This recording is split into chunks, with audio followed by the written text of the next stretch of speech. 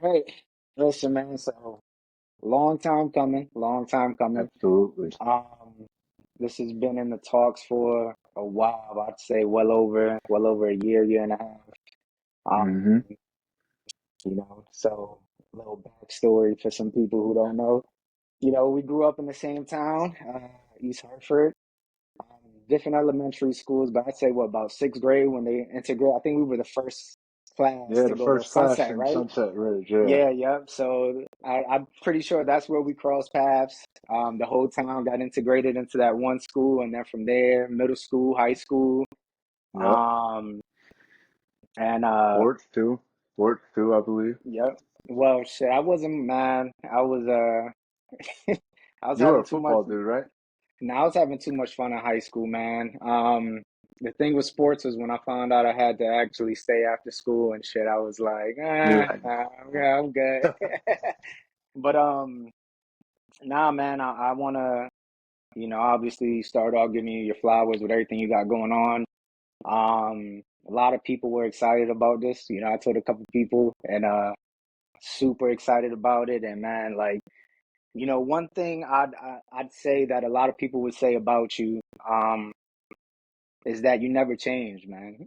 You know what I mean? I'm the same. That's good. You've That's been good. you've been the same from since I could remember. And Jenny said the same. And that's one of the biggest things that I think one of the biggest compliments you can get. You know what I mean? I appreciate it. I Um, appreciate it.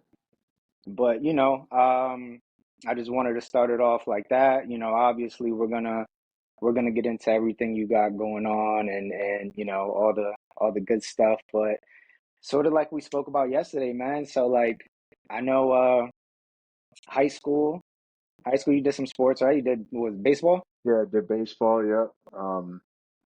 Went to Eastern and played a year there. And then I got hurt, and the dream kind of faded. Mm. I knew I wasn't going to be a MLB star or nothing. So that's when, after I Right. got hurt my freshman year, I was like, man, I gotta start doing something else. Yeah, then went to, and my grades weren't that good. I went crazy my freshman year. Like it was wild. That's where like, and it's funny. I tell people, I know we're gonna get into the whole, alcoholism thing and stuff later, but like that's when, because in high school I didn't really party like that. I was at a curfew, um, and so I partied a couple times, but nothing crazy. It wasn't like a every weekend thing. And then as soon as I got to college, bro, when I didn't have to answer to nobody. It was. I'm I still remember sure. that first weekend. I still remember that first weekend, like how bad it was. And yeah, like I, I realized, and I mean, I guess we could dive right into it, but I realized then that I never, like, went out and had a beer, like, since that day, like that one weekend at school. Like, it was just go out and get crazy every single time. It didn't matter. Well, I Yeah, mean, so I went, you didn't really know your limits at that point anyway, too. You know what I no, mean? Like, no, absolutely not. but Absolutely not. I remember, you ever played a game, Power? You ever heard of Power? no, what was that? It was like you took a shot of beer every minute for an hour. So it was like 5 beers you would drink in an hour. But Oh, there were so many of dog. us in the room, we got through the 30 pack so fast that we had to start using liquor. So I had like 4 shots of liquor at the end of the power hour, and it was a bad weekend. Let me tell you. But Jeez. yes, and that was like the beginning of like my drinking like career. Yeah, that was kind of where it all took off. But yeah, went to Eastern, Oh, came back, went to MCC, joined the military at 19, and I was in the Army National Guard, and I wanted to be a cop at the time. So there was this kid in my class who he was taking all the exams, and he was like one of the top candidates and like for state police. He's actually a state cop now, but he came in one day in his uniform, and I was like, "You're in the Army?" He was like, "Yeah." So I was like, "Oh, what do you do?" He told me he was an MP. And I just thought to myself, like, well, if this kid's in the top of all these classes, like being an MP, like I need to be an MP. So I remember my parents wanted nothing to do with me joining the military, though. When I told them, no. especially my mom, she was like, absolutely not. And I was like, listen, I want to do this, blah, blah, blah. And my brother, I have a half brother. He was in the Navy. He's much older than me though. So, I mean, she wasn't like, completely, or my dad wasn't completely like against the idea, but they let me do it. I mean, I was over 18 anyway, so I could sign up. I don't need their permission anyways, but, when you're living under their roof, sometimes you gotta abide by Right, their right, rules, you know what right. I mean? No, for sure, for sure. So, yeah, I joined the military '09 as an MP, and I did 6 years. Went to Afghanistan in 2012. Um, that was that was an experience too. Absolutely. I've heard, man. And I've heard of the infamous Listerine liquor bottles and all Oh yeah, that. absolutely, absolutely. You'd have to Yeah, get you couldn't do the mint one though, because if you did, you had to put the blue food coloring in it so it looked blue. But yeah, the Listerine bottles, Snapple bottles, whatever we could get over there. But yeah, that was an experience too. That was an I mean, you, experience too. because so you got in from there. You went into corrections, and you got in fairly young. Because I want to say what 2012, right? Yeah, actually, right when I got back from deployment, I got back in June, and I was hired by October. But I was going through the process before I deployed, and actually, my supervisor at my job at the time, I was working security at Aetna in Hartford, and she was like a retired deputy warden. So Oh she was no the one that shit. told me about it because I was trying to be a cop, like I said, and I wasn't scoring that well on the test. Like, I mean, I wasn't scoring bad, but there would always be cutoffs, with the cutoff would be you needed a 90 or above or 93 and Right. above, and I'd be scoring 86s and stuff. So I wasn't even getting interviews. She was like, "Why don't you be a CO?" And I was like, "What is that?" Yeah, She was yeah. like, "Prison guard." I was like, "Man, I don't know." She's like, "Listen, just take the test, you know, go through the process and keep doing the cop thing, but a little fallback plan." So I was like, "All right." And so I had taken the test and I'd gotten an interview before I left for deployment, but the interview date was while I would be deployed. So I came back, they gave me a new interview date. I interviewed and she kind of hooked it up because the same question she was telling me to, like, oh, here are some example questions, you could, Exact ones you they got. were the exact ones I got. So I knew she did something. I know. I knew she did something, but yeah, so I started October 2013 and currently still doing that to pay my bills. I don't like to lead with, tell people I'm a CEO when I first meet them and stuff. I like Bro, to, I was the same way, man. Same exact way. I mean, I think I went years, bro, before like Jenny might post a picture or something with me and the kids on yeah, the first day of school, and people are like, I'm like 5, 6 years in. They're like, how long you been a fucking CEO? I'm like, "Yeah." It was yeah, never anything, nothing I never, like I was proud of it, don't get me wrong, but I'd say so okay, October. So I came in December of 2020, 2013. So I was right after you. And yep, like I told you, people don't know. So Shawn was a big when I'm not gonna say supporter, but he was the guy I was reaching out to. You were the only person I knew at the time that was a CO besides my grandmother. She was up at Northern. oh, But dang, yeah, yeah, she was there for the longest. She retired out of there. She was the one that kind of pushed me in that direction. Same thing. I was hmm like, man, fuck no, I'm not doing that. Um, but I remember I'd reach out to you all the time, like, bro, this or that, or am yeah, I gonna get called for the interview or blah blah blah? And you was always helping me out with that, man. So I always appreciated that. And yeah, so I mean, now that we on the subject of that, like, I mean, we got in fairly young. You know what I mean? yeah, 23, Yeah, I was gonna 22, say twenty-three. yep, I was 22 going on 23. And I'd say the time we got in, we were like the last of that era, you know what I mean? Where there was like a standard, you know? I know, I like to say that too, but everybody thinks that their class was the most hardcore, like, oh, back when I started, but it really was like that. Like, I mean, we got taught by the old school The dudes. old everybody, man. Yeah, I think everyone I got taught by had over 15 years. You know what I yep, mean? I think they were barely any like because there was a huge gap before, we were like part of a big rounding of hires. yeah. It And was like it that was whole yeah, year yep. and a half, it was just class after class after class, and we were, But I mean, and we're not gonna get too crazy into that conversation, but yeah, we've seen where it's going and the standards that's dropped. But we even spoke about that. So like, I know for me, right, I was a huge liquor drinker, and I'd say hmm, corrections introduced me to beer. IPAs and shit.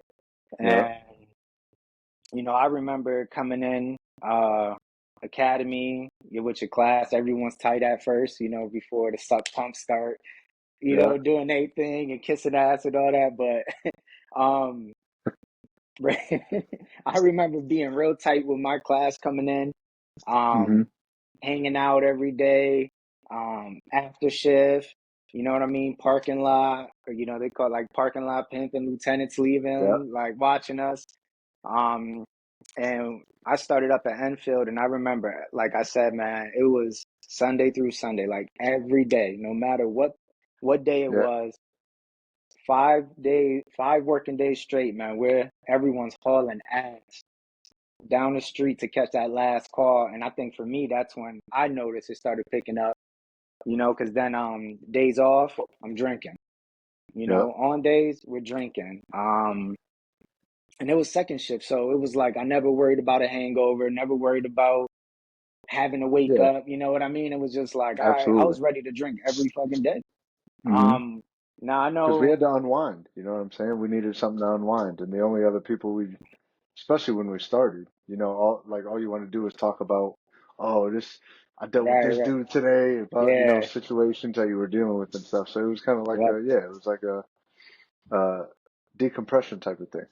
It was, man. It was. And but I can definitely say, like, looking back at it, like I became dependent on it, for sure.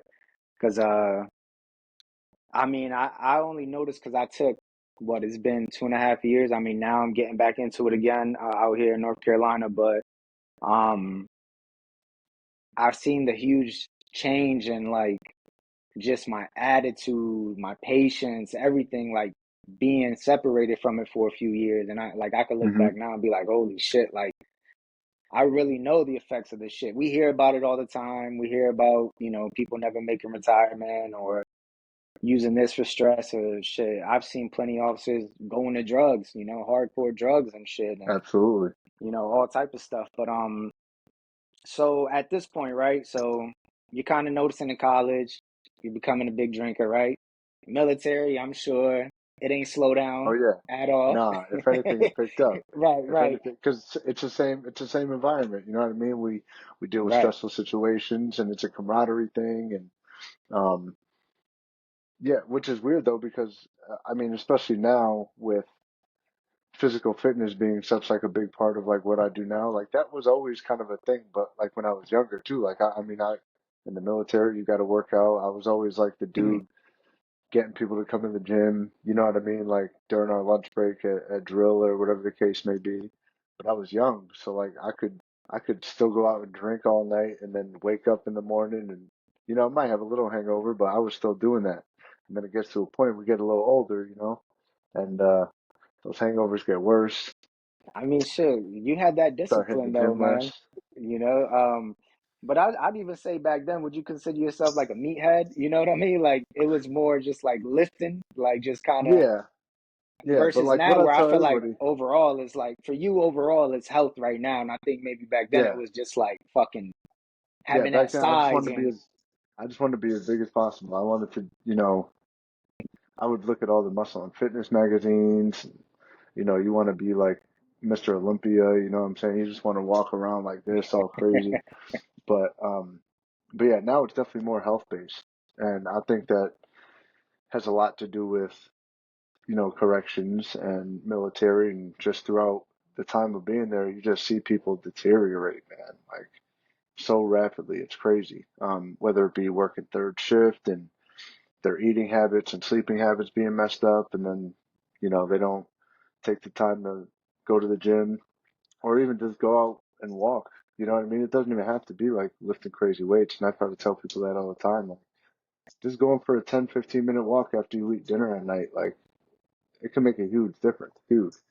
But yeah, that's what, like, now it's definitely more health based because, um, I mean, you and me know this, but every month, dude, like, we're collecting money for somebody who passed or got Right. cancer and it seems like it's always like 15 years and up, like right when they're at the tail end of their career. And it's like, "Damn, do I really want to end up like that?" You know what I'm saying? And you Right. obviously don't want the other people that you're cool with to end up like that either, you know?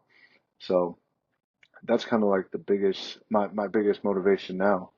Um, because it's just so easy to slip into that. So easy. Especially with the drugs. That's the crazy part is I was fortunate enough to where I don't know if it was just being an athlete, like, because drinking is very acceptable socially. You know what I'm saying? Like, Absolutely. it's nothing.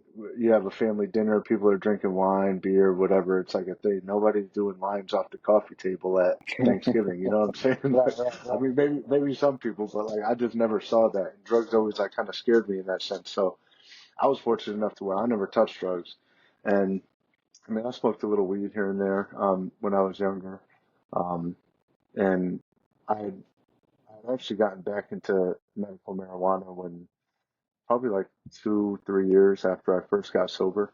But like as far as hard drugs, dude, I was lucky enough to never touch it because I've seen people, especially in corrections, they just, whether it be cocaine or even pills, dude, like people go out with injuries and they Yeah. come back and they were prescribed oxys and all this stuff, and they're just different when they come back, and you can kind of tell they got bit by that bug, you know. Right. Um, Right.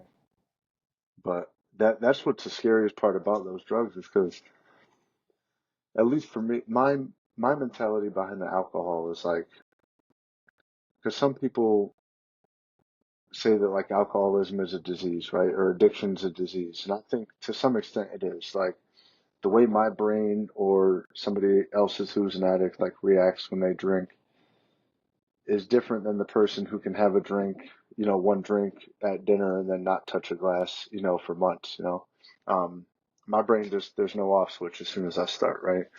But with these drugs nowadays, dude, especially like those oxys and stuff, they turn people to addicts. Like you could have no addiction in your family. You could not have an addictive personality and that stuff just gets people, Oh, bro. yeah. 100%. And it It's usually crazy. starts with prescriptions and, like you I said, know. with injuries and shit like that. Yeah, It kind of absolutely. sneaks up on people. So, like you mentioning that, so you've always realized you've never like had that off switch when it came to drinking. Yeah, no, no, absolutely not. As soon as it touches my lips, but it was on no matter what. But I realized too, like, and this is after I got sober and kind of like just thought back about like, it was always based off of, like not being comfortable with myself. Like even all throughout school and stuff, um, I always kind of felt inferior in the fact that like maybe it was having red hair and stuff, or because like in elementary school, kids make fun of you, whatever. I mean, Yeah, we've all yeah, been made fun of before, all of us, right. for something. But I always felt like inferior. So then like when I got started my drinking career, as soon as I started drinking, like all that anxiety would go away, and I could be the life of the party. You know what I'm saying? Like, and everybody loved me and blah blah. Um, and that's really, I think that was the biggest reason why I enjoyed it so much, when I was younger, was that insecurity. And actually, it's funny too, because that's kind of where the fitness comes from too. Like, Okay. that's one thing I learned about fitness is that like everybody in the gym starts going to the gym because they don't like something about themselves. Whether it be their physical appearance or they don't like feeling the way they're feeling. Most of it's physical appearance, but um, everybody in the gym, it's from some type of like self-hatred or something like that. Right. And I just had this conversation with my sister. I've been trying to get her in the gym. she's always been overweight her whole life, and I've been getting her into the gym, or just into working out and trying to be healthy, you know. And she she was like, you know, I feel so nervous about going to the gym because I feel like everybody's going to stare at me. And I said, listen, everybody goes to the gym because of insecurities. Like the reason everybody, whether the person is jacked or not, like if anything, I would say the more in shape somebody is, the more insecure, you Yeah, know, right, because because yeah, it's never enough. I feel like, you know what I mean. never. You can Hmm. have the six pack and everything, but it's like my triceps don't fucking pop out Yeah. enough. You know what I mean? There's some crazy Yep. shit. Like, yeah, yeah, that's Absolutely. true. Um, yeah, yeah, I would agree with that 100%. Um, so like, so you kind of went towards fitness, alcohol to kind of get over that. Um, man, I could feel that too. You know what I mean? Because even me, I think I have a I'm naturally an introvert, you know what I mean? Jenny's the Hmm. extrovert. And Yeah. there's so many times, dude, I don't want to go somewhere. I don't want to go to a function. I don't want to go to a party. But it's like, as soon as I have that first drink, it's gone. And I'm like, Yeah. all right, cool. I'm cool. All right, I could chill. I could do this. I could do that. And should I still deal with that to this day? You know what I mean? Absolutely. Um, but I don't think it's as intense as it used to be. So you've been on this sober journey for how long now? So the last time I had a drink was October, it was like October 27th. I don't really know that, like, I'm iffy on the date because I know which day I went to rehab. So, but I had So stopped when like so the when week was or two that? prior. So I went to rehab, Veterans Day 2017. No, 2017? 2016. 2016. Okay. Now, would you consider Um, that sort of like your rock bottom moment? oh, absolutely. Absolutely. I was married at the time, and we had met, I was already full-fledged, you know, alcohol mode, but you know, when you first get into a relationship, um, you know, you go out all the time, you're partying and chilling, so I was able to kind of mask it. And then like Right. a couple years into the relationship, like she kind of knew, um, and so I had it gotten to the point where she was just tired of it, and she had every right to be. So So was this sort of like a reoccurring thing where like she may like poke at it a little and you were kind of in denial, yeah, like I don't know. yeah. Like I Okay. mean, I was hiding drinks. Like I was, you know, I was hiding nips everywhere. Um, yeah, it was crazy. It was nuts. But it got to the point where we were kind of just like roommates. And so for like a week, she like did not talk to me. And then so I stopped drinking for like that week, and she still wasn't talking to me. So I'm like, yo, are we like, what's the deal? And she was like, um, what, you stopped for a week and you think everything's good? I was like, well, I mean, you wanted me to stop drinking. I stopped drinking. I was like, what do you want me to do? Go to rehab? And she was like, yeah. Like, she didn't even let me finish my sentence. She like took Oh me away. shit. So, but at that point, like, I already knew I had a problem. So, like, admitting that I had the issue was, I was already at that point when I decided to go to rehab. Now, And were you drinking like every day after work? yeah, I mean, I was drinking, yeah, every day on the way home. When Damn. I got Yeah. home, uh, like I was making shower drinks so I could drink in the shower. Like it was crazy. It was, and then on days off, I'd wake up, and that was the first thing I did. First thing I did was it would be 6 a.m. I'd wake up, go downstairs, everybody else is asleep, have a few nips, and you know catch a buzz at 6 a.m. Like that's crazy. It's Right, nuts. right. Um, but yeah, so I went to rehab, and it was crazy because I was trying to find rehabs myself on Google or whatever. And thinking that we're state employees and we have good insurance, I'm like, oh, anybody will take me. Bro, for like a week, I couldn't find nobody. Everybody was like, oh, your insurance doesn't cover it. And I'm like, this is crazy. Really? Yeah, it was nuts. So, um, and again, I think everything happened for a reason. Like, I know we talked before, but like, I think God puts like, um, puts things in your path on purpose, right? So I remember I was at work one day and I was doing, remember we have to do all those computer trainings and stuff. Mhm. I forget what they're called. But so I'm sitting in a little computer lab with two other dudes, and one of them was a union guy. And he was saying how at the union meeting, they were talking about like a rehab program for COs and cops and military, He just to where randomly brought this up. random as hell. Because like even though people knew I drank, but they didn't know the extent of it. You know what I mean? Right. I hid it like all the stuff I was doing outside of work while I was at work. Like they knew I went out and partied, but they didn't know how bad it was. So but he just randomly said it. So I was like, a couple of days later, I hit him up on the phone. I called his block and I was like, yo, I could talk to you on my lunch break. He was like, yeah. So I go to his block. I said, listen, bro, I need help, dude. I need to go away. I heard you talk about that program, and at this time, I was trying to find rehabs for like a week already, and nothing. And then I called EAU, and they wanted to send me to Bridgeport Hospital. I said, "You're out of your mind." No. No, yeah, it's crazy. So um, he was like, "All right, man, I'll get you the number." I called these people. Um, they're actually this like couple from Mass who were they kind of created like a it's kind of like EAP, but they call it something different. But for Massachusetts corrections and police, and they've been doing it for 20 years. I was gone in 3 days after I called them. They got me Again. into a program. Yeah, they got me into a program. It would I would have been gone faster, but I told them like, listen, I haven't drank for a week. Like, I'm not going to go crazy. Like, I can wait a couple days if you need to wait a couple days. Um, but yeah, and my parents drove me. And that's the other thing. I was like 26 years old, and like your parents are driving you to rehab. Like that was that was just super low. And I then mean, so like we spoke about, man, like that being vulnerable, right? yeah, Like I I can't even imagine being in a position to where like you're like how much more vulnerable can you get? You know what I mean? Than you yeah. are at this point. Oh yeah, I was, but I knew, and again, it ran in my family too. Like my brother, and he was an alcoholic. He's been sober for like maybe 5 or 6 years now. Um, but at the time he wasn't, and I had seen his alcoholism progress, um, throughout my childhood and stuff. So I always told myself I would never get that. Like I would never be like him, you know what I'm saying?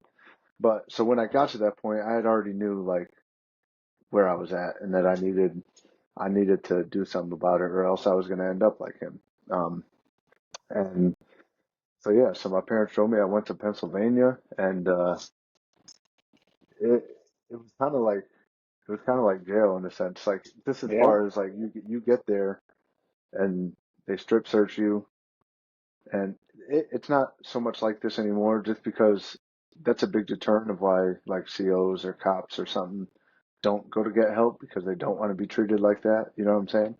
Um, but I understood why they were doing it. Like even when I was there was people who were coming in trying to sneak drugs in or sneak, alcohol in. So I know why they had to do it. Um, that was obviously my rock bottom when they strip searched me and they gave me like the sweatsuit with like the rehab name on it. I was like, this is crazy. No Like, shit. So what was the environment? Was it like a facility or was it like sort yeah. of like a housing type of like a So halfway house kind of thing? it was kind of like a halfway house type thing. Like it was its own facility, but they had two, like essentially like multifamily houses that everybody Gotcha. lived in. Okay. And obviously females lived in one, males lived in the other.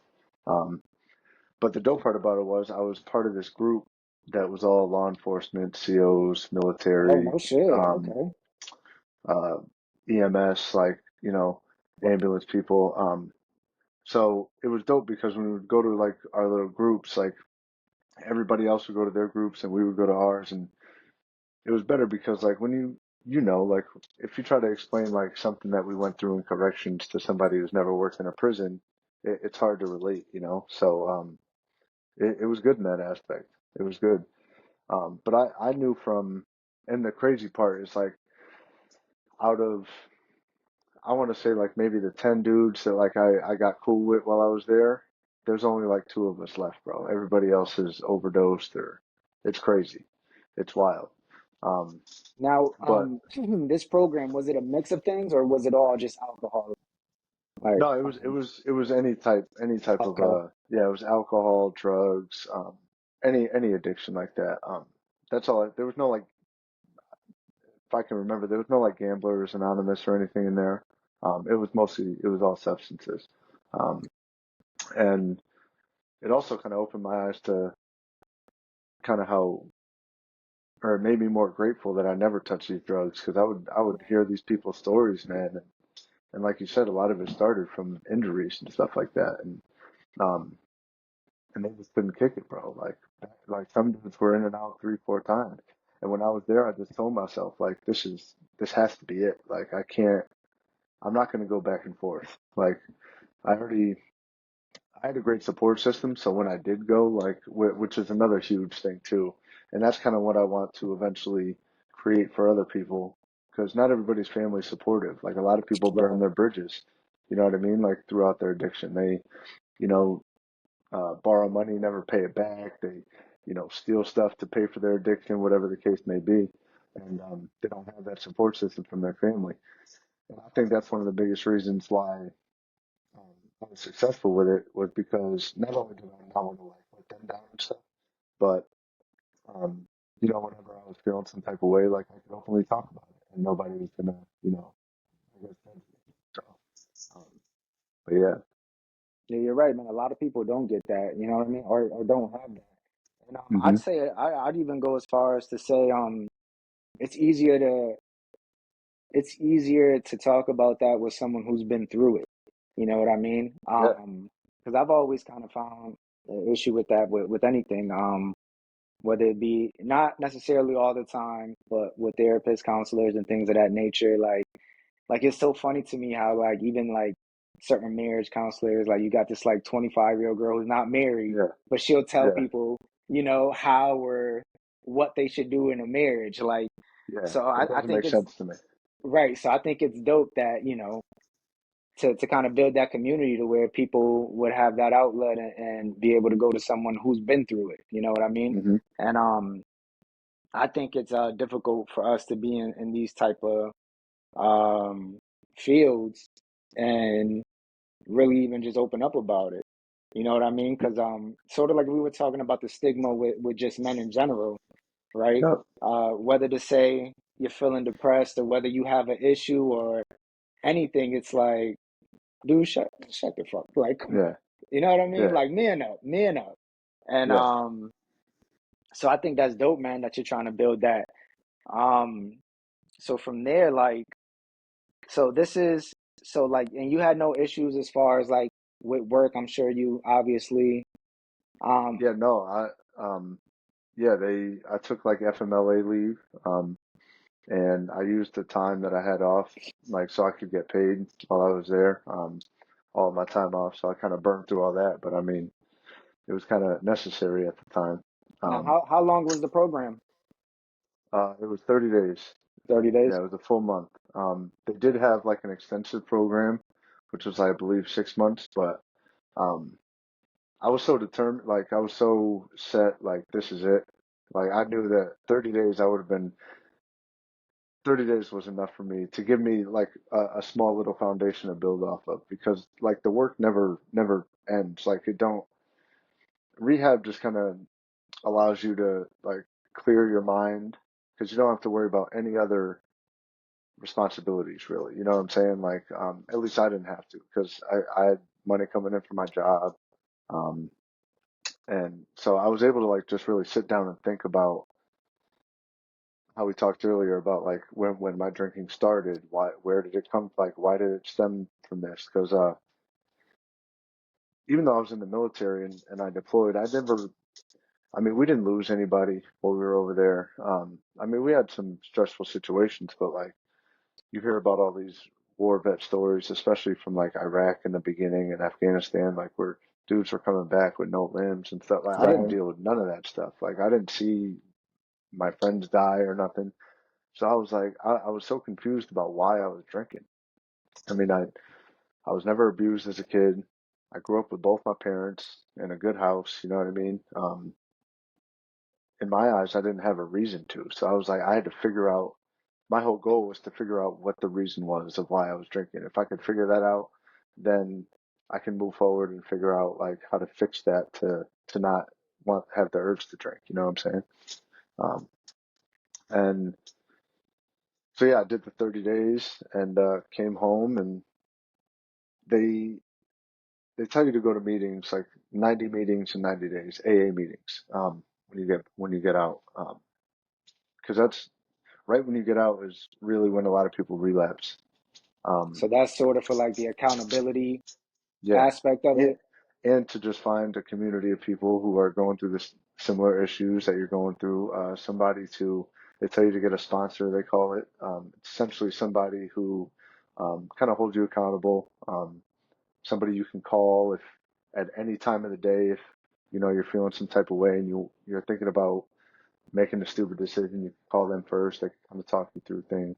Um, and so I didn't do 90 and 90. I did probably 4 meetings a week.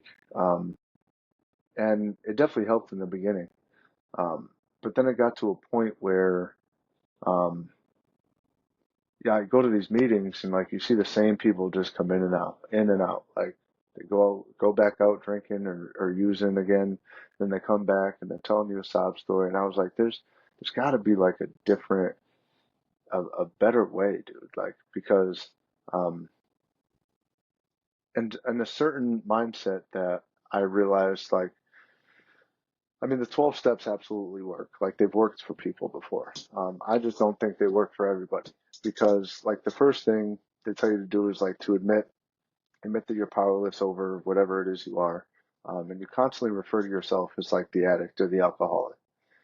And then I got some like time under my belt as far as like sober time, like a couple of years, and I was like, I didn't like calling like when do I not get to say I'm an addict anymore? Like I know for a fact that I can't drink anymore. Like if I ever take a drink, God forbid, I know I'm gonna be off to the races. So I just need to get that out. But it's like it's more of like I guess a self confidence thing. Like you're not I'm not the same person I was 8 years ago. Like I'm not the addict anymore. You know, Right.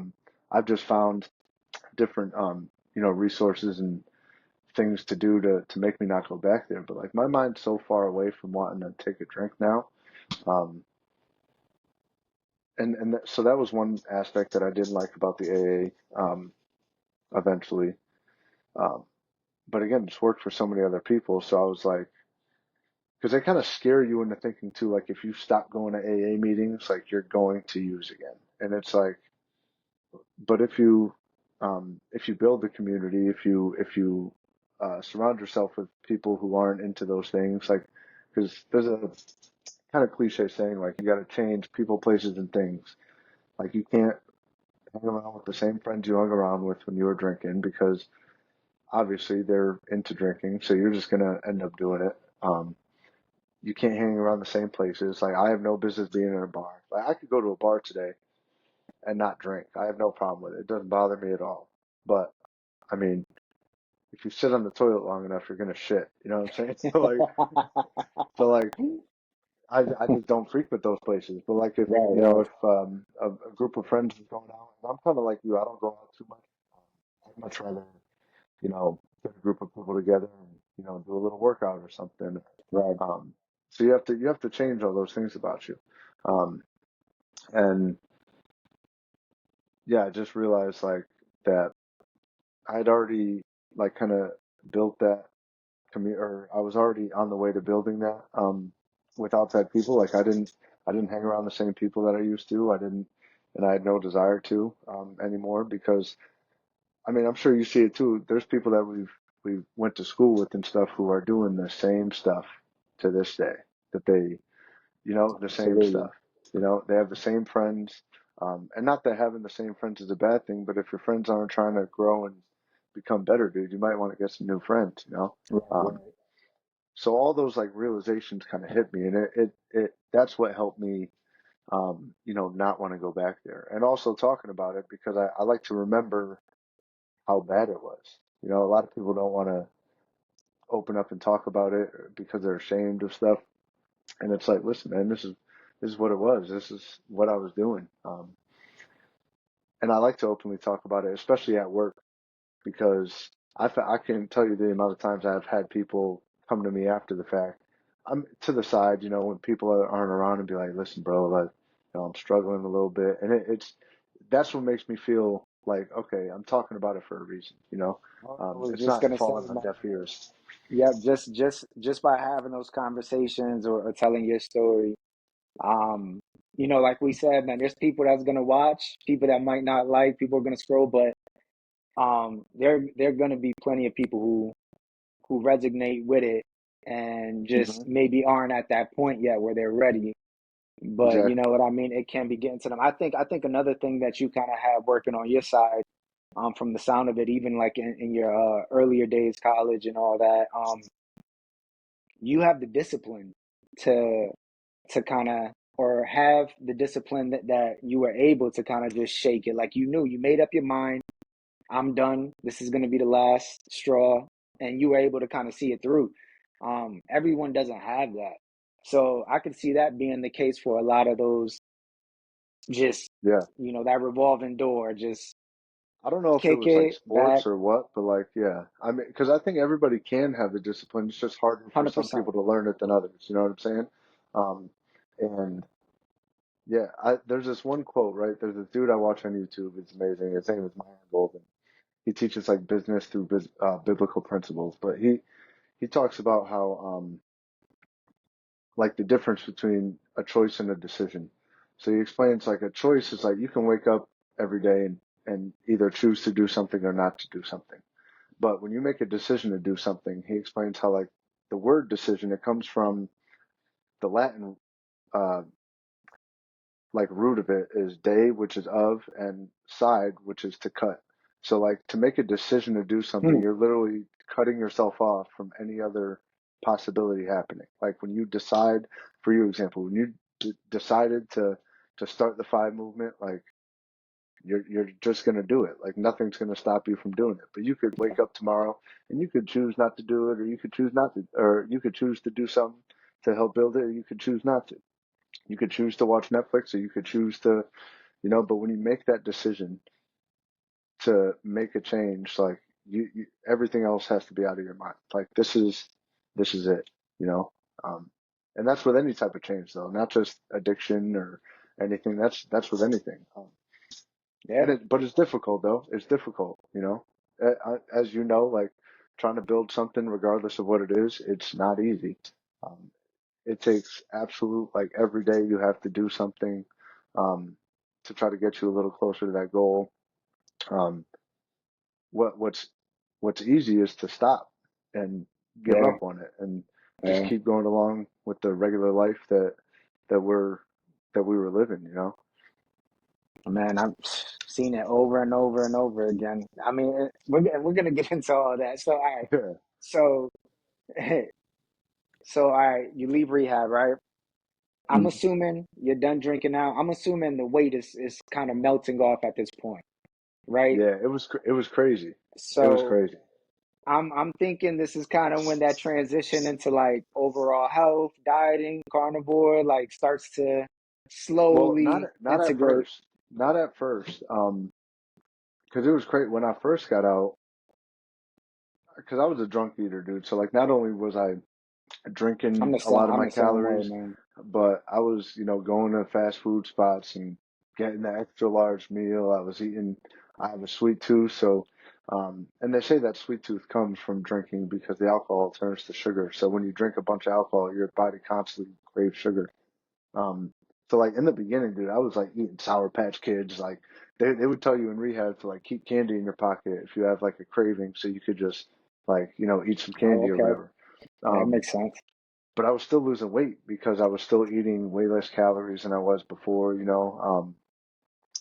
and then I would say it was probably like maybe 2 years into my sobriety, I had seen a documentary about the keto diet, and it was kind of just explaining all the science behind it, like how your body reacts. Um, and it kind of opened my eyes too about all the stuff they put in our food, man. And I was just like, I I got to make a change. Like, I got to make some type of change because yeah, I wasn't drinking, but I didn't feel good.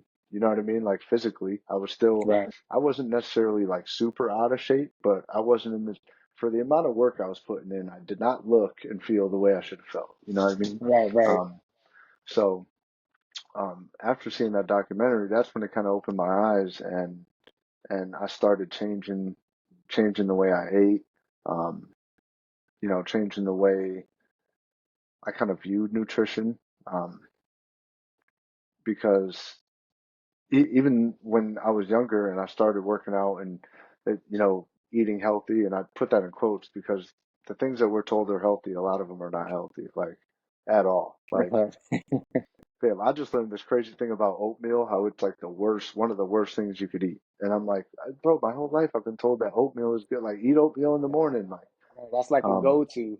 yeah. Um, but yeah, so I would say about 4 or 5 years ago was when I really like got serious about it. And don't get me wrong, like I said, I'm an addict through and through as far as like I'm 100 or nothing, no matter what. So like there's been times where like, I might binge for 2 days. Um, I don't eat one slice of pizza. I'm gonna eat a whole pizza. You know what I'm saying? And I'm getting the large. Like, um, so like I would have little periods like that where, I would kind of go off track and then start to feel like crap again, and I'd have to switch it back up. But um, it's weird because it's like once you're aware of something, that something's bad for you, like you don't even enjoy doing it anymore. You know, Right.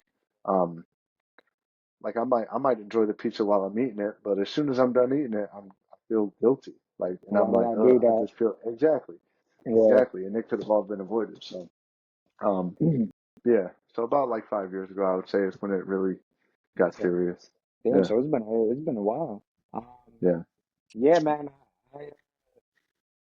We tried the pescatarian thing for a while. I think I went 9 months and kind of same thing, right? So like for the most part, a lot of the protein was coming from fish, seafood, and then I started going to a lot of these alternatives, these meat alternatives or this or that. And I just like, bro, I was taking in so much soy, you know what I mean? Yeah, And but same thing. So like I think I went 9 months. I was working out and I wasn't dropping weight. I felt lighter, but I didn't yeah, feel good. You know what I mean? And I yep, was like, nah, this is crazy. So, same thing. I'm a big rabbit hole kind of guy. You know what I mean? So, yep, I kind of I've I ain't gonna say I dove all the way in, but carnivore kind of crossed my path a couple times, and reading into it, and what's Dr. Paul? Paul Saladino. Yeah, he's like the, Yeah, the front running man for that right now, and yeah. he makes a lot of good content about it, and It I've just makes realized, sense, like with certain stuff, right, and like I've single ingredient realized, foods.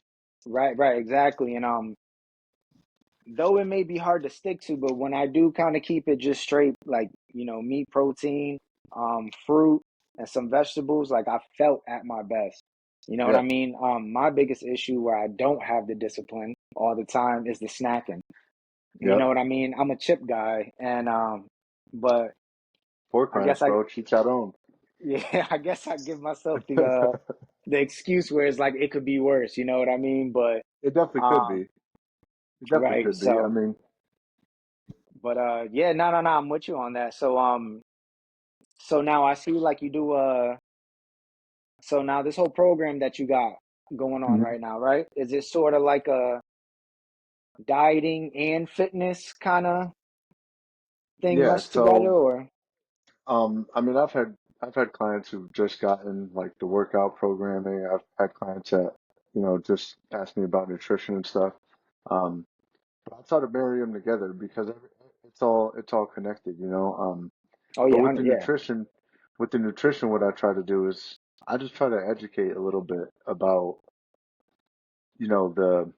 the like I said, all the chemicals and stuff they put in our food, all the how our body reacts to sugars, and by sugars I mean like processed sugars, like candy, high fructose corn syrup, all that stuff that it's crazy when you look at the ingredients of stuff. Like high fructose corn syrups and everything. Like you can't have ketchup without high fruit. It's wild. Um, Yeah. And it's in but the I try US, to you know what I educate. mean? Oh yeah, oh These yeah, other countries, they, exact same brand, you put them side to side and it's half the ingredients. I know. They make it harder for us. I saw a stat the other day, like 46% of Americans obese. Like that's almost half of the people. Like that's insane. And I'm not saying that from a judgmental point of view because I've been big before. Like maybe not as big as other people, but for me, I've been a bigger person before. And um, it's just it's the food that we just eat on a regular basis that we don't even think about, you know. I just try to educate because when I notice for me, when somebody sits there and just tells me to do something, like the chances of me listening to them are probably slim to none. You know what I mean? Like I Right. need to know it for myself, why this works, how this works. And once I know those things, it's like, okay, this sounds logical. This sounds smart. Let me give it a try. And then once I tried it myself, I was I was blown away because I've always been like a meat eater. Pause. But like I've always liked like steak, burgers, like bacon cheeseburgers, bacon, Right. eggs, like whatever. So when I heard like there's a diet where you could eat that, I'm like, this don't sound right. Like every other diet I've tried before, like I felt like I was being cheated. It's like I was either starving throughout the day or sitting eating salads every meal and it just or just plain ass fish and rice and I'm like there's got to be something better than this. Right. So that's when I like tried like the keto. I started with keto. Um, I just say keto, and even now I do. It's more like carnivore based, but I'm not as hardcore as like Paul Saladino, where he was literally just eating steaks every day, and um, Yeah. like he wasn't even eating fruit. I don't know if you've seen recently, but he started to add fruit and honey and like raw milk into his diet, and he Yeah. talks I've about seen. he feels a lot better. Um, but when I started doing it, I was like, there was this other guy I followed on Instagram too, and he pretty much was saying like, if you're hungry, just eat, like overeat on the carnivore diet if you want, like especially in the beginning, because we've been told to eat 3 to 5 times a day. You know what I'm saying? Every 2 hours, eating something, um, and even that in itself, like the programming of that, when you think about it, like it's just to get us to consume more. Like it literally all comes down to money. I don't want to sound like too Hmm. much of a conspiracy theorist, but Nah, I'm with you 100% on that. yeah, Seriously. it's we've literally been programmed to do all that stuff. So um, he told me like just eat as much as you want, like until you're absolutely like can't eat anything else. And if you're hungry throughout the day, just eat it. Like, but just make sure it's carnivore based, like it's, a meat, fruit, vegetable. Just get rid of the rice and the pasta and the, potatoes. And, um, so I did it and I was like, this is crazy. You're telling me I could eat bacon cheeseburgers all day if I want to, just get rid of the bun. Like, so Right. that's what I did. And I've never felt better. Like just, I mean, energy wise, I noticed like I don't have like these huge crashes throughout the day. Um, I sleep a lot better. My energy throughout the day is always up. Like I never feel groggy or nothing. And then you learn that's all due to like blood sugar spikes. Like not to get too like sciencey about it, but like there once you learn why you feel the way you feel throughout the day based off of what you're eating, it makes it a little easier to make the change. So that's why I try to educate people about it a little bit. Yeah, man, that's a huge part. Like you said, I mean, they go hand in hand. I mean, you could work out all you want, you eating shitty, nothing gonna happen. You could eat as good as you or as clean as you want. You're not working out. I mean, you're only gonna get so far. Um, Absolutely. I'd say one thing I love that you're doing, man, especially on the fitness side, is that you're eliminating excuses, right? So like, a lot of the things that you hear is I don't have the time. I don't have the time. I don't have the time to go to the gym. I don't have the time to do that. I don't got the money to pay for a membership. And a lot of your content has kind of become like shit you can do at home. You know what I Hmm. mean? And I've been loving that, man, because Thank you. I haven't been to the gym in a while, and I realize whether it be like just it feeling like an inconvenience, one, two, I just Hmm. hate being in the gym. Um, I've never been that guy that enjoyed the gym. But I've seen like a lot of content that you've been making lately, man, and with just weightless squats and a lot of beginner stuff, you know what I mean? Yeah, Which I think is just great for people to just get moving. You know what I mean? Just get your absolutely. body moving. And like you mentioned earlier, even just the walking, people don't understand just how important that is. And because I kind of get stuck in that too sometimes where I'm like, I need to run, I need to run. And it's like, dude, you don't need to run. Yeah, You know what I mean? You yeah, really don't.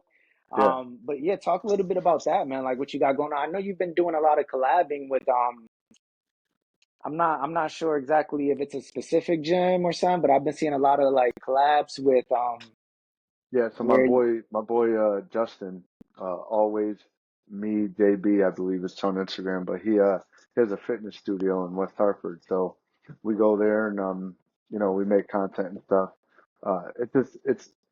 It's a place where it's easier to make content than the regular gym, just based off of noise. You know, it's not as noisy. Um, and even with me making content now, I don't like being that dude in the gym with a tripod, like inconveniencing everybody else. You know what I'm saying? Like other people got to yeah, get their workout in, you know? right. Um, and even when I was younger, I was always about like, you know, going in and just getting the work done. Like no sitting there texting the whole time. And, so even now, like when I do go to the regular gym and I shoot content, I try to be a little incognito about it and I'll lean my phone up against something. But yeah, so I go to his spot, um, and it just gives us a little more freedom to create content, you know. But as far as like the misconceptions around the gym, like my post last week, like a lot of people think, like you said, you have to go run 5 miles every day, or you have to go to the gym for 2 hours, or um, but that's not going to be sustainable if you're just starting. You know what I'm saying? Like Right. you need to start, um, you need to start in a place that and not physically in a place, but you need to start at a place where you can try to do something every day, no matter how little it is. Like whether, like I said, it be that 10-minute walk after dinner, um, or you know, doing 50 push-ups a night before bed, or when you wake up in the morning, something like that. Like that's a perfect place to start. And I just I notice like a lot of people that have trouble sticking with it, it's because they have these like unrealistic expectations of like where they are going to be in a week or a month or Yeah. and that's not the case, you know. So if you have that mindset, you're kind of already setting yourself up for failure, you I know, mean, that's because society now, man. Instant yeah, gratification, you know what I mean? absolutely, absolutely. Um, yeah, I forgot what was the question you asked me Oh a no, so specific well, question though. well, no, I was just the content that you're making, man, is great because I think and I think you should do more of it, you know, with different exercises. But I think that content that you're making regarding like certain workouts and you're showing um, you know, beginner ways to do it, advanced ways to do it, like Yeah, I think that shit is great. I think that shit is I great. And appreciate it. you're showing a lot of stuff that we can just do at home. You know, I think you've done like one or two videos where I haven't even seen you pick up a weight. You know what I mean? It's just a lot Yeah, of body weight stuff and it's like people don't realize, man, like you can start. You can start at absolutely. home, and if you know if a big issue for you is feeling uncomfortable in a gym, then start at home. You know, and get to Hmm. a point where you do have a little more confidence or something, or a little more knowledge on what you're doing, and then go to the gym. Yeah, You know, but I hate the misconception when people just feel like, you know, that January 1st, everyone's yep, resolution. You know what I mean? They say yeah. that's when the gyms panic. It's just like everyone's Hmm. like, I gotta go to the gym. You don't. Um, And I even moved people down saying here. that they don't have time, like how you were saying before, and it's like if you eliminate a lot of the things that we do, whether it be sitting and watching Netflix or scrolling on your phone, um, everybody's got 10 or 20 minutes, bro. You know what I'm saying? Everybody's got it. I don't care if you're, you know, I mean, single mother with kids. Like, there's some point where you have 10 to 20 minutes where you could do something. It doesn't Yeah, have to be the best. You don't have to sit there and, be dripping sweat afterwards, but we have 20 minutes to do something. And I'm also going to use this disclaimer, like 20 minutes isn't going to get you to look like Mr. Olympia or, something like that, but it's a right. start. And that's the whole point I think, is it's a yeah, start. it's to build that discipline. You know what I Yeah. mean? I think that's where it's most important is that, you build that discipline. Um, yeah, man, I hate that people feel because I used to be one of those where I'm like, all right, I need at least like 45 minutes to an hour, you know, 20, 25 minute cardio, this much, Yeah. lifting and this. And I'd say right now, I feel the best I've felt in a while. I've dropped 20 pounds since we moved down Nice. here. I was Congrats. 230, bro. When we moved down here, just mentally, I was just all messed up, so much going on. And now, man, I'm at a place where it's like I'm feeling good. I've gotten more into like calisthenics and Hmm. like you said, I got a couple kettlebells, but for the most part, I keep it fucking simple, dude. I keep it That's simple, it. and I feel I feel better than I felt even when I was lifting and going crazy. So, um, I think, man, I think you should definitely, make more content and shit. Even make videos, bro. Like, um, Like I of could, I could, specific like workouts. yeah, I could even see like a dope like 15, 20 minute workout video where you can do at home, where people Yeah. could kind of follow along and shit. Yeah. Um, That's a I good think idea. yeah, I think that'd be even dope to see. Um, but yeah, man, so, we talked about that. We talked about the diet, working out, fitness. You got a lot going on right now. Now, I want to talk about sort of like the journey of starting all this, right? Like, I know. So like when you kind of, because I feel like it's just all come naturally. You know what I mean? Like I don't Sort know. of. I mean, I mean, I I'm could glad be I made it look wrong. like that, but Yeah, I could um be wrong, but that's what it's looked like. You know? well, dude, I realized like for me, again, just looking back in on my life and everything, like fitness, whether it be from sports or whatever, or the military, but like fitness has just always been a part of. Like I didn't when I was younger and played sports, I didn't work out. Even in high school, like I would work out the month before the season started. Like I was never a gym goer until like after probably 19 when I got like my first gym membership. Um, but throughout like my 20s and everything, fitness for me was just like the constant that I always had like to go back to. What I like about it is like it's not gonna tell you like it don't discriminate, dude. Like Right, right, I forget what bodybuilder said it, but like 200 pounds is 200 pounds, no, like regardless of how you break it down. Like and so like the gym, it was the one thing that I had as a stress relief. It was the one thing that I've always had, or that I could always go back to, when whether it was other people let me down or I let myself down, like the gym was always there to kind of pick me back up. Um, and so like I wouldn't say it came naturally, but I just didn't really know how to do anything else. Like there was times, especially in the beginning of my sobriety and stuff, where like I didn't know what to do with myself. I had all this free time because all of my time before was drinking. You know what I'm saying? So now you have all this free time, and I'm like, well, what am I going to do with it? If I just sit here and do nothing, I'll go crazy. Like, I right, need to get right. out of my head somehow. So that was just like the one thing I knew how to do. So that's when I just really kind of got harder and got back into it even harder. And then um, now it's like my like peace. You know what I'm saying? Like, because, and it's dope to hear like when you tell me like the content and stuff I'm doing is like helping people because a lot of the times you forget about all that. Like I there's times where I'm posting videos and I think to myself like, man, who's watching this, dude? Like, um, but when you realize, like, when you have a couple people just like, yo, I seen that video, or I like how you talk about, your story or whatever, um, and it helps them, that's kind of what keeps me going too. And I noticed that the gym is a way that I can do that to try to help people. That's like my vehicle per se. Yeah, I'd say that's a big thing, man, for a lot of us because there's so much tied into it, right? Because like I mentioned, just so much is you're an advocate for, whether it be getting in shape, eating right, feeling healthy, being sober, whatever it may be. I think one of the bigger portions of it is the mental health aspect of it.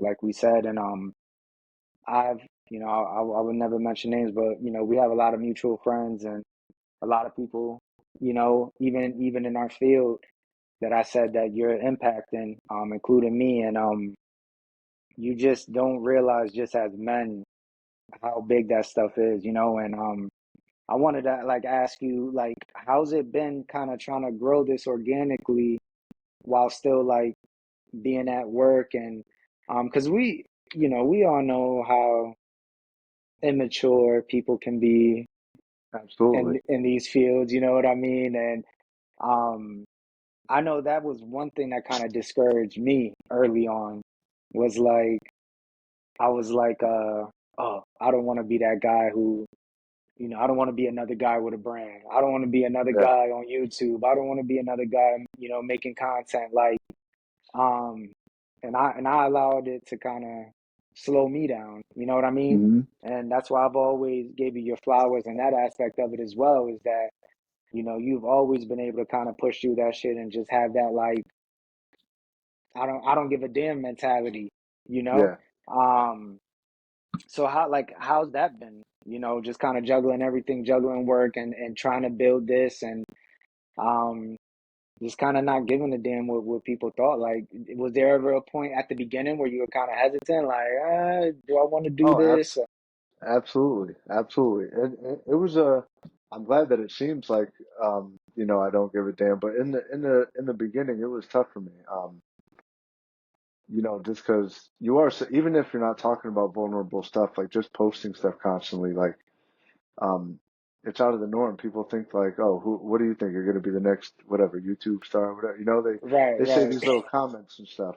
Um, and that would like mentally block me from like the next whatever my days off would come up and I'd like go to make a video and I'm like sitting there for an hour and a half thinking about what to do or and then I'll start it and then stop it. I'm like, no, that's dumb and I gotta delete it. You know what I'm saying? But I'd gotten a coach for a little while. This dude that I've known, he didn't go to high school with us. He was from Manchester, but this dude I've known for probably like 15 years now. Drew Cost. And I just saw what he was doing on Instagram as far as content, and so I had reached out to him, and he helped me a lot with kind of like the not caring. You know what I mean? And the way he did that was like, listen, bro, you have a story, and everybody has a story. That's the thing. But right, he's like, you have a story, and there's people that are going to resonate with that story, and that's what you have to think about when you're trying to put out content. Like you can't think about the naysayers and the people who are just like we said, living the same life they were living 20 years ago.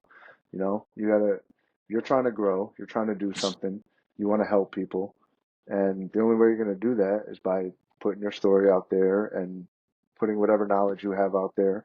Um, so that really helped me kind of kind of stop caring. Because I'm at a point now where I really don't care what people say. Like I've kind of been, um, doing it for a couple of years to where like, listen, and I'm also so fed up with my current work situation that I'm like, I got to do something. right, And but yeah, at work it's kind of a struggle to deal with that work as far as even just having to go to work and because I'll sit here on my 3 days off and I'll catch some momentum. I'll be doing a bunch of stuff. I'll be in my groove, and then it's like, damn, I got to go back to work for 2 days, 3 days. And that sounds crazy because a lot of people work 5 days straight and then they only get weekends off.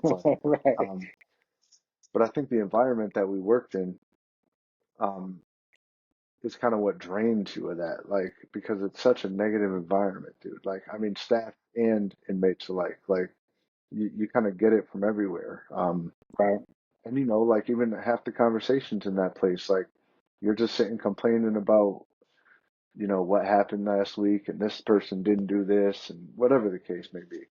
So now what I try to do is like I'll talk to people about, like, they'll pull out their lunch and they brought Popeyes for lunch, and I'm like, damn, bro, like, really gonna eat that? You know what that's doing? You know what I mean? And I'll like make a joke about it, and then I'll just start talking about nutrition or uh, stuff like that. So I just try to change the conversations that I'm having now. And don't get me wrong, I still fall into the trap and I still complain here and there, Right, um, right, right. because again, it's difficult, and we ain't perfect, but I just try to have different conversations with people now.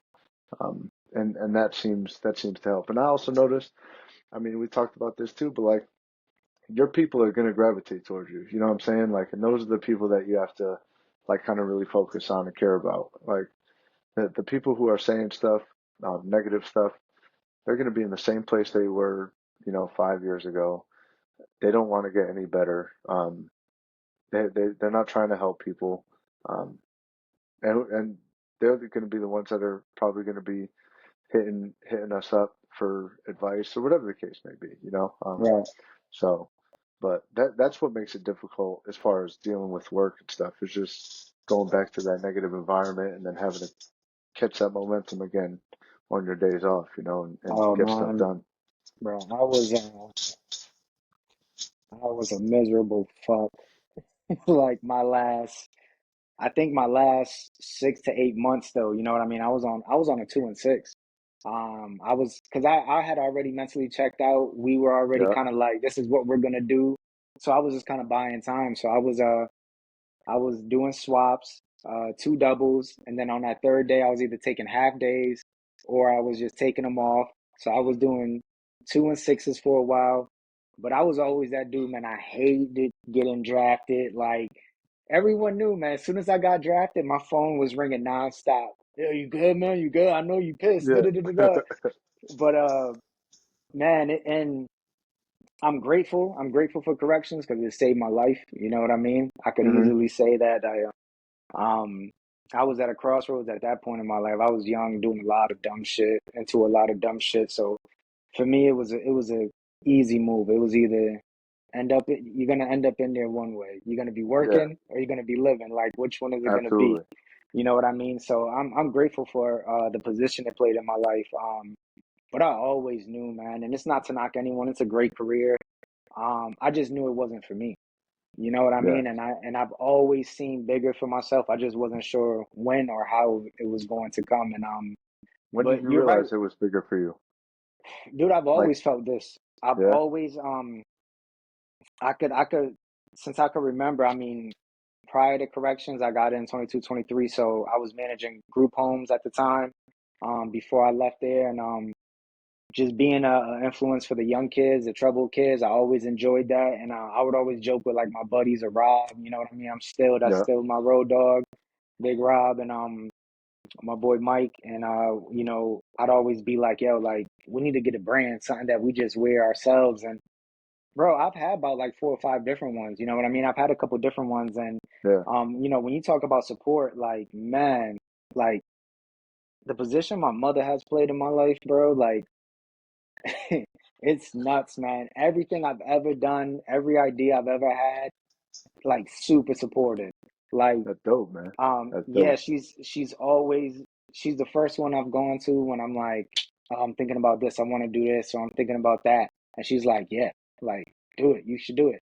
And I might switch that shit up next week. And I'm like, no, I Yeah, want to do this, but still, she's like, do it. So, um, but it was, yeah, I think five came about 2020, 2021.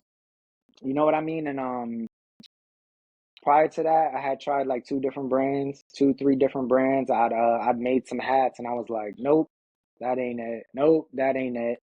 And I was just trying to create. And at that point, I was on third shift because I had went to day shift, was getting drafted all the time, and I'm like, fuck, man, yeah. I ain't doing this. Went to nights, and I enjoyed nights because I was able to kind of. That's where I got a lot of thinking. You know what I mean? hmm Most of the time, motherfuckers are trying to sleep. Not supposed Yeah, to, but they're trying to sleep. So it allowed me a lot of time to myself to kind of jot thoughts down and just kind of brainstorm and just kind of sort of have those visions, visualize what I wanted for myself. And yep, yeah, five kind of came to me. I was taking a nap prior to third shift. I used to try to take these little cat naps, but it was like those weird, you're kind of in and out of it. Like Yeah. you're sleeping, but you're still conscious. You could hear everything that's going on. And five came to me, and I ended up like I was like, holy shit, like this is it. And Like what the there was acronym came to you, like faith in your well, vision, like so that like came to you, or faith in your vision had came to me, and so I had went to work that night. And I was just like, okay, like I like this. I like the message is a universal message, regardless of age, sex, whatever. Like it's just a yeah, universal message that everyone can relate to, can resonate with. So I was writing it over and over and over and over, and you know, I had wrote the words, but I had capitalized the F, the yeah, I, the Y, the V, and it was sticking out. And I was like, five? And I was like trying to pronounce it. And I was like, shit kind of looks like five. So like I yeah, started asking a couple people like, how would you pronounce this? How would you pronounce this? And everyone would say five, five, five. And I'm like, man, like I could play with that because I'm yeah, naturally just a creative person. yeah. Um, so I started doing my research on that, man, and like nothing. There is not. It was just God given her. I don't know. I can't explain it, man. It was No, you made had it for right. me. You got it right. Yeah, Hell it yeah, was it was made for me. You know what I mean? And so I immediately trademarked, prior to like really promoting it and doing anything with it. And I used to talk with a buddy of mine, Ellison. He left the department, right before I did, and even Dill Day, he left right before I did. Dudes that I would consider like part of my tribe, to where like we had the same hmm, mindset. But like me and Ellison was in this like weird stage where like, man, um, just sort of like reading the signs, like the universe talking to you. Like yeah, weird shit. Like I don't know if you ever heard of like they say like if a dragonfly kind of flies in front of you or something, it was like the meaning is for like a change in direction in your life or some shit like that. Bro, I'd pull up in the parking lot at HCC, like, and a fucking dragonfly would be right in front of my car, like right at the bumper. And I'm like, what the, like, this is yeah, crazy. But I'm like, maybe I'm reading too into this shit. You know what I mean? But Jenny knew, like, I was ready for my transition. So then five comes about, and I'm like, yeah, this is my way out. Like this is gonna be it. But I got in my own way. Started hesitating. Started. My issue was, and I think what a lot of people do is looking for validation, right? Like you got yeah, this great idea and you're like, yeah, everyone like this is a great idea. People are gonna agree with me. But then you get that pushback, and it's kind of like you mentioned, it's just like you can easily just it'll be all over then. yeah, Like we spoke, man. I was telling a lot of people like, man, I envision, living. My goal has always been to live off my laptop, right? And I've always yeah. pictured myself on the beach, fucking running my site through my Yeah. MacBook, and like just having the freedom. And that's what Hmm. I've always seen. I feel like I'm halfway there. Yeah. Um, but prior You're to on the that way. transition, yeah, prior to that transition, man, it was rough, man. I think an important thing is finding your tribe, finding your people. Yeah. That's huge. Like you said, Sammy, that's a mutual friend that we got. Steven, like we got a couple people that um are in the same situations and kind of have visions for themselves. And man, it's tough. It's a lonely road, bro. It is. It It's a is. lonely road, and people Hmm. don't realize that shit, man. And um, that's why you've been one of the biggest motivators for me to continue going. Is um, I think I'm finally over that hump, but I've ran into a lot of doubt. I'd always have 100 excuses. So people don't know. Full circle, me and Shawn, right? So, like I mentioned earlier, Shawn was one that I kind of went to when I was getting into corrections and asking advice. Um, I remember like I'd always hit up Shawn randomly, like certain content. I'd be like, "Yo, bro, dope, killing it, Yeah. whatever." And then I was always like, "Man, like, fuck, man, I love the story. Like, man, I'd love to like, I don't even want to say interview or podcasts. I don't want to box myself in yet, but have the Yeah. conversation. You know what I mean? Hmm. And you know, you were like, you're like relentless with it. Like you're always posting content, and that's somewhere I would like to eventually. That's a level I would like to get to. But I'd always have a million excuses, bro, on why the timing wasn't right. This isn't right. Yeah. Background isn't right. I don't have anything to talk about.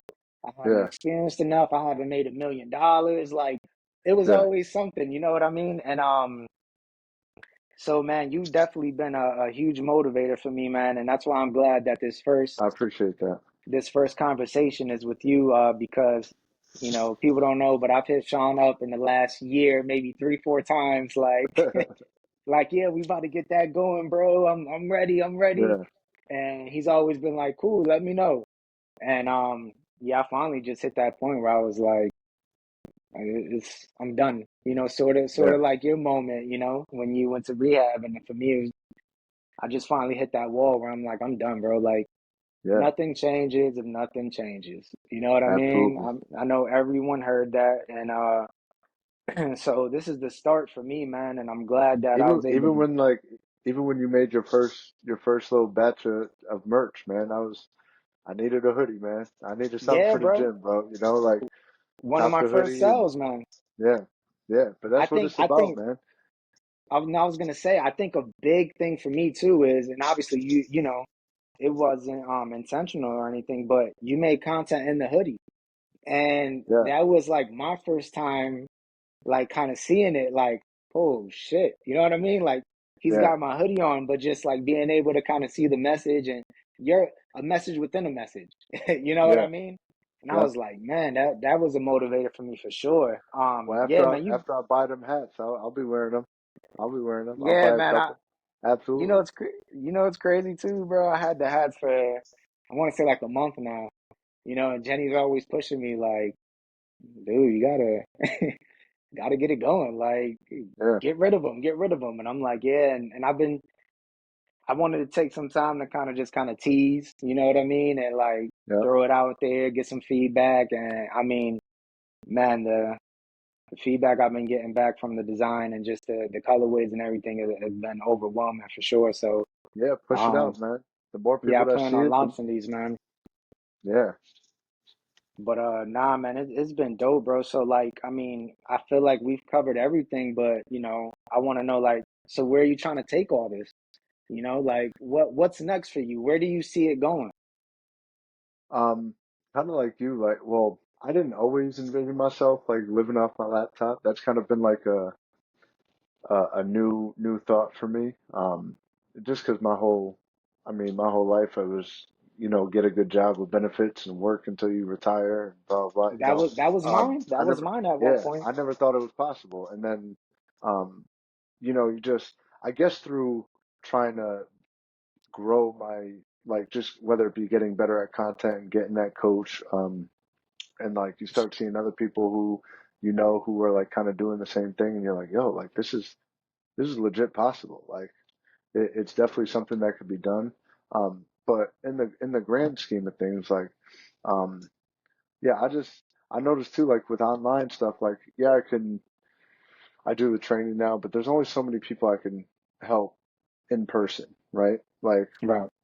Like if you do one-on-ones, there's only so many one-on-ones you could do in a day, you know. So you're kind of capping yourself as far as like being able to get whatever the knowledge that you have and stuff out there. So I realized like online is the way to do it.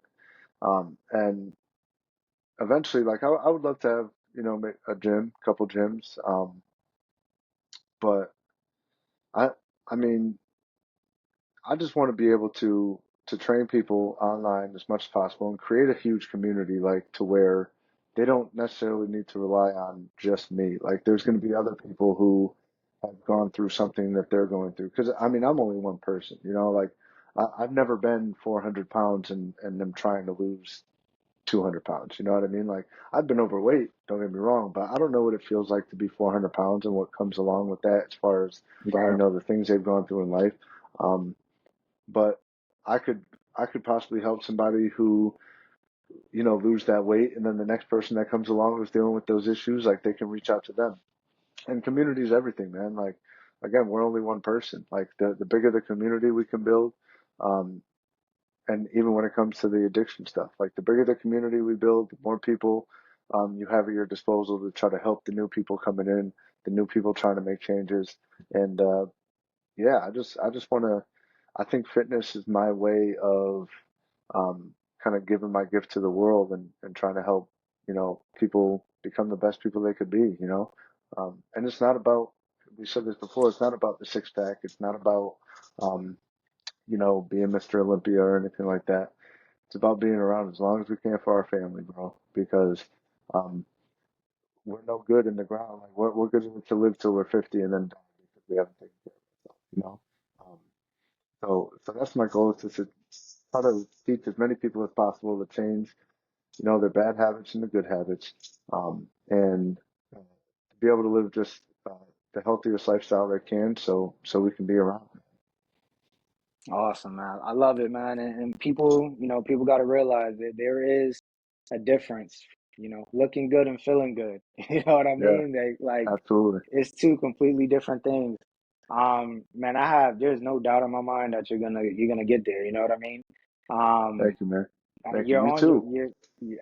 you're on your way, bro. And I love it, man, because that's in a nutshell, that's sort of what five is about. It's we all have that vision for ourselves, and weight is a getting in shape is a perfect one. You know what I mean? Like we talked about, is you gotta have that faith, that when you do that first push up, you know what I mean, it's gonna lead to two, it's gonna lead to five, it's gonna lead to 10, but eventually you'll get to where you want to get to. I know we've all Absolutely. been able to kind of look in the mirror and see the person that we know we're supposed to be. You know what I mean? Hmm. It's just us in our own ways. Um, but that's fucking awesome, man, and I can't wait to, like, collab on a lot. I mean, a lot of shit. Absolutely. The scary part of, well, it's not scary. The great thing about it is that I feel like you've done so much already. I know you don't, but you're living it. So, Yeah. from an outsider looking in, I think you've done so much already, and you're not, I don't even think you've really even scratched the surface of the potential. You know, Thank you, man. um, Thank you. I That means mean, a lot. bro, just even the effects you're having on people in law enforcement. I know plenty of people, and it's so funny because I talk to so many CEOs, man, and I'm always like, they might mention something, and I'm like, oh man, you should follow my boy, man. He's doing a lot of content on this and that. And they're like, who? And then I'd say, and they'd be like, oh, Shawn, yeah, and oh, Johnson, yeah, da, da. And I'm like, damn, dude. But that's when I That's realized, dope. I was like, bro, you are affecting a lot of people, man, and you might not think it, but you are. I'm mad I'm not around to, like, join the fucking cold plunges and all that. You know what Yo, I mean? Like, that's been game dope to changer. watch. A lot of people I know that you've been bringing on that. Um, my buddy Tay, he's big into that too. It's something I've kind of wanted to try, and not just because it's trendy. Yeah. My buddy Hat, what I used to work with, a lot of people, they're you just hear about the benefits of it. Um, I don't know. Yep. Maybe you could talk a little bit on that before we end this, because that's something I've been kind of looking to try too. Yeah. So the cold plunges, how that came about is I had a buddy in the military who he started posting it. Not a lot, but every once in a while he would go to this like little stream and he would do it. This is probably like 2 years ago, and I'm like, bro, you're crazy. Like you're out of your mind. See, and 2 years ago was before it was even like trendy. You know what I Yeah, mean? yeah. He was just like being a hippie kind of and like going for walks in the woods in the middle of winter. And so I seen him post it. Um, so I would say probably like a year and a half ago, I had asked him, it was probably like a year ago. Um, and actually I'm gonna post my first cold plunge and like one of the ones from most recent ones that I've done, just to show the difference because bro, the first time he brought me, I literally I stepped in and out of that water like 3 times, like just ankle deep, and I was like, nah, I'm not doing this, dude. And then what drove me to do it was I felt so vulnerable, like, and I felt like a little kid again. Like, you remember being like a little kid at the playground, like go on the big slide, and like you're scared to go down, and you're like, oh, and you're fighting yourself the whole time, and then you eventually go down, and you're like, that wasn't terrible, That, right? That right, wasn't that right. bad. Um, that's how I felt, and it made me feel like a kid, and I'm like, damn, dude, I got to do this. Like, it was like just such a mental block, and um, so like my first one I did, I mean, I put my body in, I got right out. I was like, nah, that's it, I'm not doing it. And then I just kept going back, man. Kept going back every week. I just kept going. And eventually I got 30 seconds, then I got a minute. Um, one of my other boys who I would go with, he kind of tricked me into doing a minute because I was like, yo, I'm going to just do like 35 seconds, right? So like I'm in the water and he's the one counting, like he's got the timer on the phone and he's telling me these bogus times. And then next thing I know, I get out and One, he one. was like, exactly. And I get out and he was like, you did a minute nine or something like that. And I was like, for real? And he was like, No yeah. shit. So then I realized after that, I was like, yo, it's all mental. Like it's all mental. So I just kept going back and now, I do, you're not supposed to go too long. Like they say 3 to 5 minutes. But there's been times where I go in now and like me and my boy will just start talking about, life and stuff like this. And next thing I know, it's like 10 minutes. And like, it's crazy. You get out and your hands are frozen, but, um, it was such a game changer for me last year. I don't know about you, but like I don't want to say seasonal depression, but it's just because like you can't really go outside and do much during the winter. I never liked the cold. And then so I would always kind of deal with like I would just be a little more down in the winter time. And last winter when I just kind of embraced the cold, even though I still don't like I'm not a skier or nothing. I'm not going to go out, but it was um it was just a challenge, So, but last winter, man, it was the best mentally I've ever been, and I attribute it all to the cold plunges because, um, again, it's something so difficult when you first start, and then once you just get past that mental barrier, and like you mentioned Sammy before, like I brought him and like four other dudes out from the I saw facility, that. Yeah. and they surprised the heck out of me, bro, because again, my first time I was in and out, but I was able to talk them through it, kind of let them know what to expect, told them how to breathe a little bit. And they did like 5 minutes their first time. And I was like, No like, shit. oh yeah, it was crazy. And then he had mentioned he was like, bro, you should do this for people. Like you should coach people through like ice punches. I was like, oh, it's a good idea. So it would be dope to try to build a little community with that too. And I'm that's going to be one of my goals this winter is to try to get more of a community to do it, both in person and online. Because again, it helped me so much. I don't know if it gets cold enough in North Carolina though for any I streams or anything. mean, we get some mid 20s, 30s, for a Okay, couple weeks. okay, So it gets pretty chilly in the winters. But bro, like I think there's so many avenues that there's so many ways you can take it. You know what I mean? And I yeah, don't even think like you've realized like there's a lot of untouched territory that you know what I mean that you can kind of dip into with what you got going on. And yeah, that was dope to see, man, because it was like that community feel, like to be able to see dudes go for their first time. Um, that was pretty cool, man, and to see familiar faces as well. It was like yeah, it was dope, man, because I've read of the benefits and just the dealing like how it kind of helps with anxiety or even depression, yeah, but even just overall kind of how to control yourself mentally, control your hmm body, and I'm like, man, I gotta try that shit. So yeah. that was You'll dope, enjoy it, man. bro. You'll Yeah, enjoy it. yeah. I might try it this winter, man. I'll make sure I make a ass of myself and make a video, and I'll send it You to know what you. you know what? If I find like because I bought like a little portable one that it's like inflatable that you just have on the back porch or whatever that you could put ice into. So when I next time I find one, I'll buy one and I'll send it to you. Because then Yeah, you won't that have an excuse. Then you won't have an excuse. You got to do there you go, eliminating it. excuses again. Nah, but man, I appreciate this shit so much, man. This was Yeah, me dope. too. I appreciate it. It's an honor. Yeah, dope. Oh, likewise, brother. And it was dope to have this conversation finally, man. I've been wanting to do this for a while. And definitely, I mean, hey man, like before we end it, let the people know, man, where can they find you or site, Instagram. I mean, I'm gonna put it all in the descriptions and stuff anyway, Word. but So yeah, Shawn Johnson on Facebook, SHAWN. I'm the redhead flexing in his profile pic. And Instagram is It Johnson, ITSYONSON. And yeah, give me a follow. I'm gonna be starting a 14-day carnivore challenge in 2 weeks. Um, I'm kind of using these first 2 weeks right here to get as many people signed up as possible. It's totally free. Um, and uh, the whole point of it is to, like we were saying, just change some habits. I'll have a whole nutrition guide for people, a workout guide for people. I created a Facebook group too, um, and I put a post on my Facebook today where you can sign up. So yeah, sign up for that. We're going to be building a little community, get people going, on the right path, bro. oh shit, okay, so I'm gonna have to join, man. Now, is that something you can do through the site as well?